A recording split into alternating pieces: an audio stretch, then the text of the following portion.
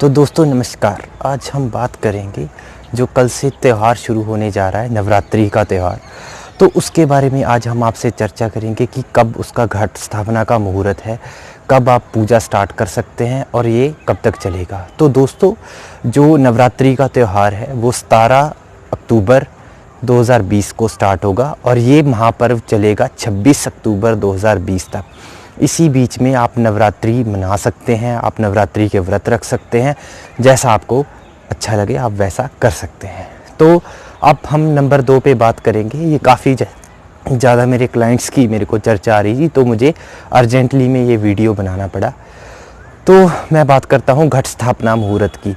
तो घट स्थापना मुहूर्त जो है वो है 17 अक्टूबर 2020 को सुबह 6:23 से लेके सुबह के 10:11 के बीच में।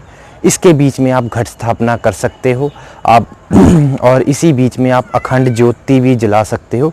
घट स्थापना करने का आपको मेथड आपको पता ही होगा। एक कलश लीजिए, कलश के अंदर गंगा जल आप डाल के आप उसके अंदर थोड़े से चावल, थोड़े सा कुमकुम और उसके अंदर फूल वगैरह डाल के आप उसको लगा दीजिए। उसके ऊपर चावलों से भरा एक छोटा सा बर्तन से उसको ढक के और उसके ऊपर एक नारियल आप रख सकते हैं और साइड में आप आम के पत्ते लगा सकते हैं, जामुन के लगा सकते हैं। तो और इससे आपका जो घट स्थापना हो जाएगी। और उसके बाद बात करते हैं दोस्तों अखंड ज्योति जलाने का मुहूर्त भी 6:23 से लेके 10:11 तक है। इसके बीच में आप अपने घर पे अखंड ज्योति भी जला सकते हैं। इससे आपको अच्छा फल मिलने के चांसेस बनेंगे। और नंबर 3 के अगर मैं बात करूं कि जिन लोगों ने व्रत रखने हैं वो कल से आप व्रत स्टार्ट कर सकते हैं। सुबह 6:23 के बाद आप व्रत स्टार्ट कर सकते हैं और ये व्रत आप चाहे तो अष्टमी तक आप सारे व्रत रख लीजिए। अगर आप अष्टमी तक सारे व्रत नहीं रख सकते हैं तो आप पहले दिन का और चतुर्थी का और अष्टमी का व्रत अगर आप रखते हैं तो भी आपको इसके शुभ परिणाम मिल जाएंगे। तो अब दोस्तों अब मैं बात करता हूँ आगे कि दुर्गा सप्तशती का पाठ कैसे करें। वैसे तो कई जो लोग हैं या कई जातक जो हैं वो पाठ करते हैं कि रोज़ ही पूरी की पूरी दुर्गा सप्तशती का पाठ कर लेते हैं। अगर आपके पास समय की कमी हो तो आप क्या करें कि कल जब 6:23 पर के बाद आप 10 बजे आप इसके बीच में कहीं भी दुर्गा सप्तशती का पाठ जो आप स्टार्ट कर सकते हैं। उसकी स्टार्ट करने की बहुत ही साधारण विधि है, वो आपको मैं बता देता हूँ। तो सबसे पहले जो है पहले दुर्गा सप्तशती की जो आपकी पुस्तक होगी उसको एक लाल कपड़ा बिछाइए, उसके ऊपर रखिए। उसका मतलब पंचोपचार पूजन कीजिए। धूप, दीप, नैवेद्यम, अक्षत, पुष्प 5 चीज़ों के साथ उसको धूप और दिया दिखाइए। ठीक है, उसके ऊपर थोड़े से चावल चढ़ाइए, थोड़े से फूल और कुछ हल्का फुल्का जो प्रसाद आपने बनाया हो वो आप उसके ऊपर चढ़ा सकते हैं। तो अगर आप कोशिश करें कि ये जो माता को प्रसाद चढ़ाया जाता है या दुर्गा सप्तशती को प्रसाद चढ़ाया जाता है वो शुद्ध देसी घी में ही बना हो तो इससे आपको अच्छे परिणाम मिलेंगे। और इसके बाद आप दुर्गा सप्तशती में सबसे पहले उसके बाद आप गणेश जी का पूजन करें। ठीक है, गणेश जी के पूजन के बाद ही कोई भी कार्य संपन्न करना चाहिए। आप चाहे तो पुस्तक के पूजन से पहले गणेश जी को प्रणाम कर सकते हैं। उसके बाद गणेश जी का गणेश स्तोत्र का पाठ करके आप नवग्रह स्तोत्र का पाठ कीजिए या नवग्रह मंत्र का भी आप जाप कर सकते हैं। उसके बाद आप दुर्गा कवच का पाठ कीजिए। कीलक अर्गला स्तोत्र और कीलक स्तोत्र के पाठ के बाद आप दुर्गा सप्तशती का पहला अध्याय पढ़ सकते हैं। और कल फर्स्ट डे है तो अगर तो आप चाहें तो आप सारी दुर्गा सप्तशती का भी पाठ कर सकते हो। बट अगर आप सारी दुर्गा सप्तशती का पाठ नहीं कर सकते तो आप क्या कीजिए कि आप दुर्गा सप्तशती के पहले अध्याय का पाठ कल कर लीजिए। उसके बाद दूसरे दिन दूसरे और तीसरे अध्याय का भी पाठ दूसरे दिन की जो वीडियो है मैं आपको नीचे मेरे ब्लॉग का लिंक आ रहा होगा उसमें अपडेट कर दूंगा मैं सारा कुछ। ठीक है, और जो श्रद्धालु जन जो है वो पाठ नहीं कर सकते वो नीचे लिखे गए कुछ मंत्र हैं वो आप डिस्क्रिप्शन में लिखे हैं मैंने, वो आप उनके थ्रू भी पाठ कर सकते हैं। उन मंत्रों का भी अगर जाप करें तो उससे भी दुर्गा सप्तशती का फल जो है अच्छा मिल सकता है।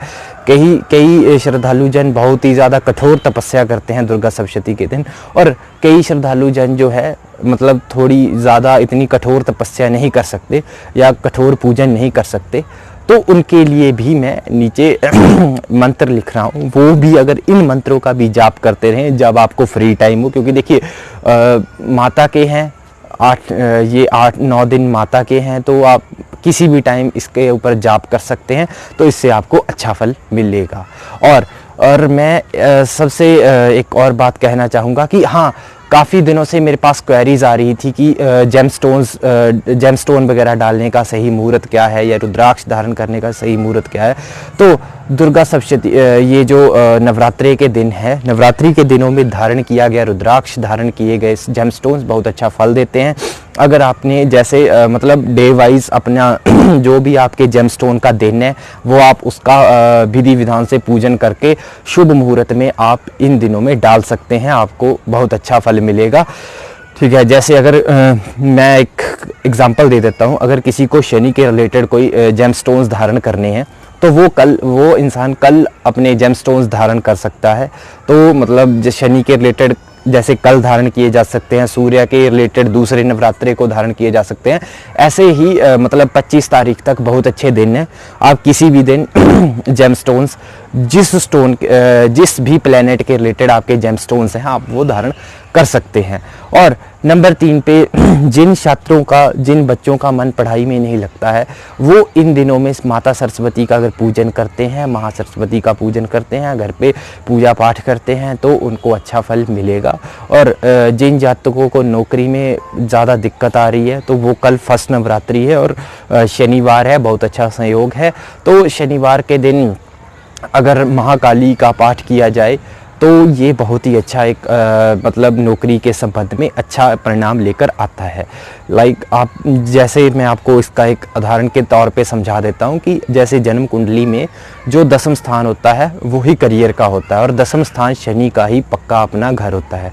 तो अगर आप नवरात्रि के दिन में शनि ग्रह के मतलब उसका पूजन करेंगे, शनि ग्रह के दिन माता का पूजन करेंगे, तो ऑब्वियसली आपको मतलब नौकरी में या करियर में जो कष्ट आ रहे हैं वो ठीक हो जाएंगे। और जिन जातकों की 7.5 चली हुई है, शनि की ढैया चली हुई है, शनि की महादशा चली हुई है, परेशान है, या उनके लिए भी ये सबसे बेहतर उपाय है। महाकाली जाप का जो मंत्र है वो मैंने नीचे लिखा हुआ है, आप वो जाप कर सकते हैं। और हाँ, जिन जातकों की राहु और केतु की महादशा चली हुई है वो उनके लिए एक सबसे सरल उपाय बताऊँगा मैं, जो नवरात्रि में करके उनको अच्छा फल मिल जाएगा। कि नवरात्रि के दिनों में दुर्गा कवच का पाठ करें सुबह से लेके मतलब सुबह आप कर सकते हैं, अगर सुबह नहीं कर पाए तो आप शाम को भी जाप कर सकते हैं। तो करना क्या है दोस्तों, जिनके वो राहु परेशान कर रहा है या कुंडली में केतु भी परेशान कर रहा है, उनके लिए है ये उपाय। कि जिन लोगों को पहले राहु परेशान कर रहा है उनकी बात कर रहा हूँ, तो वो दुर्गा कवच का पाठ करें, ठीक है, तो उनको अच्छा फल मिलेगा। और जिन लोगों को केतु के कारण परेशानी आ रही है तो वो क्या करें, वो मतलब दुर्गा कवच का ही पाठ करेंगे, पर उससे पहले गणेश जी का पाठ करेंगे।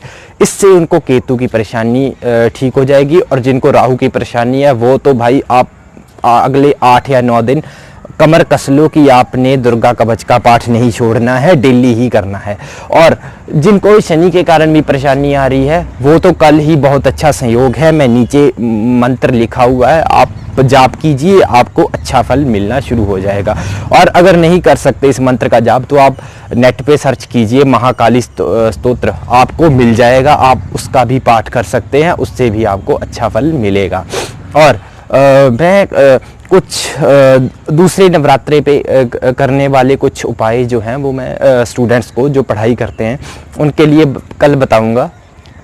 अगर किसी का मन एकाग्र नहीं हो रहा, किसी का मन पढ़ाई में नहीं लग रहा, तो दूसरे नवरात्रे के दिन उनको क्या करना चाहिए उसका मैं आपको कल बताऊंगा। अगर वो सुन लेना, वीडियो मेरी आ जाएगी कल, तो उससे आपको अच्छा रिजल्ट मिल जाएगा पढ़ाई में भी। तो चलो दोस्तों, मैं इसी के साथ अपनी वाणी को विराम देता हूँ। अगर कोई मेरे से अक्षर या मात्रा छूट गई तो उसके लिए मुझे क्षमा करें। हाँ, मैं आपको ये बताना भूल गया कि सॉरी डिस्टर्ब करने के लिए, कि अगर दुर्गा सप्तशती का पाठ करने के बाद जब आप पहला अध्याय कंप्लीट कर लेंगे तो उसी बुक में पीछे एक क्षमा याचना स्तोत्र लिखा होगा, उसका पाठ जरूर करें। क्योंकि अगर आपने उसका पाठ नहीं किया तो अगर आपसे कोई मतलब पढ़ने में दिक्कत हो गई होगी तो क्षमा याचना स्तोत्र जो है वो सारी दिक्कत ठीक कर देता है। तो दोस्तों, इसके साथ ही मैं अपनी वाणी को विराम देता हूँ। तब तक के लिए नमस्कार, नमो नारायण।